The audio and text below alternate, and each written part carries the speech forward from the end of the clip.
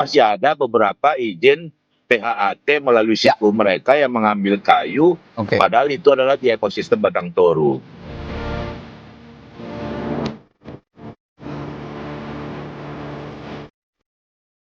Kalau bisa ya udahlah, untuk kedepannya kita saling menjaga kebersamaan lah, ya kan, supaya hutan kita nggak rusak.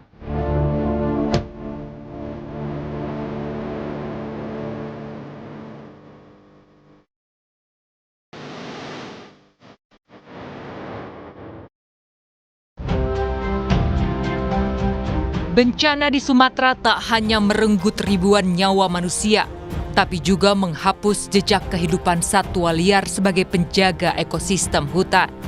Di tengah puing-puing kayu, lumpur, dan reruntuhan, alam seolah ikut menangis atas kerusakan yang sebagian diciptakan oleh manusia sendiri. Bencana Sumatera menunjukkan kondisi ekologis yang memprihatinkan. Banjir bandang dan longsor yang dipicu oleh hujan ekstrim dan kerusakan hutan telah mengubah wajah alam di sejumlah daerah. Bencana ini pun ikut merenggut ribuan jiwa satwa liar yang juga terdampak parah akibat hilangnya habitat mereka. Dari data per 15 Desember 2025, BNPB merilis jumlah korban jiwa akibat bencana di Sumatera kini menembus 1.022 jiwa, 206 hilang, dan 7.000 jiwa terdampak. Hanya saja, di balik angka itu, tak ada angka yang ditampilkan untuk menghitung jumlah satwa yang hilang, terluka, bahkan mati. Padahal ini adalah duka yang lain yang juga harus diketahui.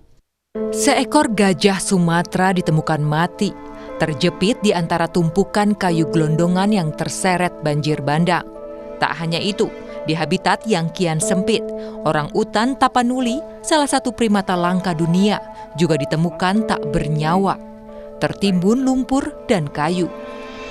Tim SAR dari Federasi Arung Jeram Tapanuli Selatan menemukan jasad primata orangutan di tumpukan kayu dan lumpur di pinggiran Sungai Aik Garoga, sekitar 3 km dari Desa Pulau Pakat, Tapanuli Tengah.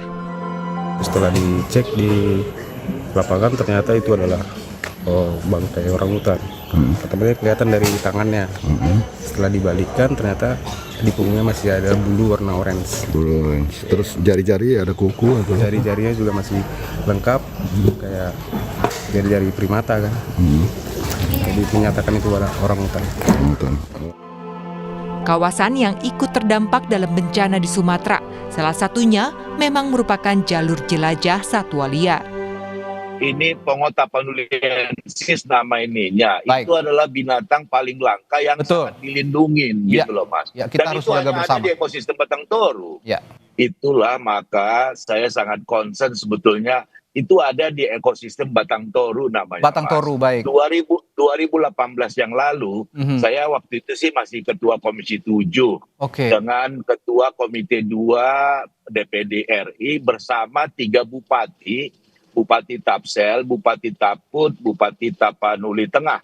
Karena koridor ekosistem Batang Toru itu ada di 3 daerah ini untuk kesepakatan bersama menjaga ekosistem Batang Toru gitu loh. Maka begitu saya bupati di Februari yang lalu, saya sebetulnya sudah melihat bahkan menyurati di Kementerian Kehutanan untuk menjaga ekosistem Batang Toru ini gitu loh Mas. Tetapi masih ada beberapa izin PHAT melalui siku mereka yang mengambil kayu, padahal itu adalah di ekosistem Batang Toru. Ironisnya, di saat manusia jadi penyebab rusaknya alam, justru satwa yang ikut menanggung akibatnya. Padahal dalam kondisi bencana, gajah-gajah Sumatera ikut dikerahkan untuk membantu pemulihan pasca bencana. 4 gajah Sumatera dari Pusat Pelatihan Sare dilibatkan dalam penanganan pasca bencana di Desa Menasahbi, Kabupaten Pidijaya, Aceh. Gajah-gajah tersebut ditugaskan melintasi medan berbahaya di Kecamatan Merah 2 yang tidak terjangkau alat berat. Gajah-gajah ini membantu membersihkan puing dan tumpukan kayu sisa banjir bandang dahsyat 26 November lalu. Pemanfaatan gajah untuk bantuan bencana merupakan praktik yang telah lama dilakukan di Aceh, terutama setelah tsunami dahsyat tahun 2004. Kita perlu melihat ini dalam konteks kedaruratan. Jadi kami melihat bahwa dalam situasi seperti ini, terutama situasi darurat ya, segala upaya digunakan untuk membantu mengevakuasi, menyelamatkan masyarakat yang saat ini sedang dalam posisi terdesak, sedang susah, dan kita mencoba melihat dalam perspektif ini. Nah, penggunaan gajah dalam catatan ini, gajah latih ya, ini adalah gajah-gajah yang memang sudah terbiasa berinteraksi dengan manusia, berinteraksi bekerja bersama manusia, bahkan memiliki kedekatan dengan makhluk ya. Ini saya kira dalam situasi ini masih bisa ditolerir. Sepanjang menurut catatan kami yang paling penting adalah jangan sampai kejadian serupa seperti K9 Reno ini terjadi lagi, di mana satwa terjadi kelelahan, capean karena kurang perhatian terhadap pengamatan terhadap kondisinya. Nah, saya kira catatan pentingnya yang perlu kita dorong adalah bagaimana kita memastikan gajah ini tetap bisa membantu, tapi dengan kesejahteraan yang tetap terjaga, terutama terkait dengan kesehatannya, baik fisik maupun mental ya. Memang upaya untuk memonitor kondisi gajah itu menjadi kritikal, apalagi tadi kalau kita lihat gajah memiliki karakter kaki yang unik ya, yang dimana dia punya kandungan lemak yang cukup besar di bagian telapak kakinya itu. Nah, ini juga saya kira kita juga perlu melihat gajah itu sebagai organisme yang adaptif ya, di mana gajah itu juga memiliki kemampuan untuk mensense lingkungannya. Jadi gajah itu tidak seperti mesin yang berjalan apa adanya, maju suruh maju, enggak. Mereka punya kemampuan untuk mendeteksi keberadaan objek-objek yang membahayakan.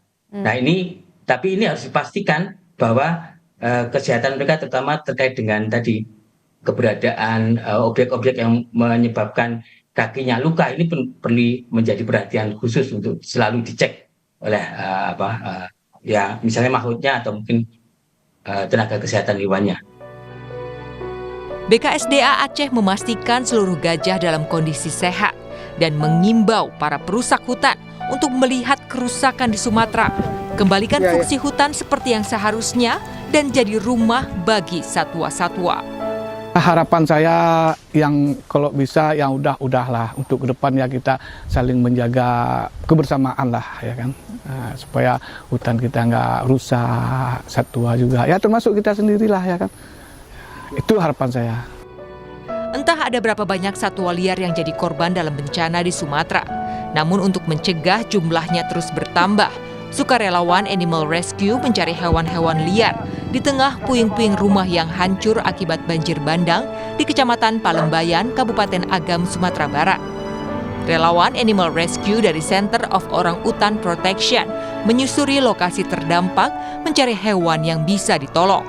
Banyak hewan ditemukan dalam kondisi kelaparan, dehidrasi, dan mengalami luka akibat benturan dengan puing-puing. Selain dari kasus trauma, banyak juga yang malnutrisi atau yang kelaparan. Jadi karena kan udah nggak dikasih makan, jadi di situ kami ada kasih bantuan feeding lah, street feeding namanya. Rumah bagi satwa liar kian menyusut. Selama 34 tahun penyusutan hutan mengakibatkan risiko munculnya bencana banjir semakin tinggi. Data ini dibuat oleh analis tim jurnalisme Data Harian Kompas lewat metode tumpang susut, peta peruntukan lahan tahun 2024 dengan titik lokasi banjir. Di mana dari data yang ada ditemukan fakta bila titik-titik banjir Sumatera berada tepat di lokasi peruntukan hutan yang kini beralih fungsi menjadi perkebunan sawit. Sejak tahun 1990 sampai tahun 2024, penggundulan hutan di Aceh, Sumatera Utara, dan Sumatera Barat marak terjadi. Tim jurnalisme Data Harian Kompas mengungkapkan, luasan penebangan hutan di 3 provinsi rata-rata 36.305 hektar per tahun atau berkisar 99,46 hektar per hari. Menjaga alam bukan pilihan, melainkan satu-satunya cara agar tragedi serupa tak berulang. Tim Liputan, Kompas TV. Usai jeda, saudara, kami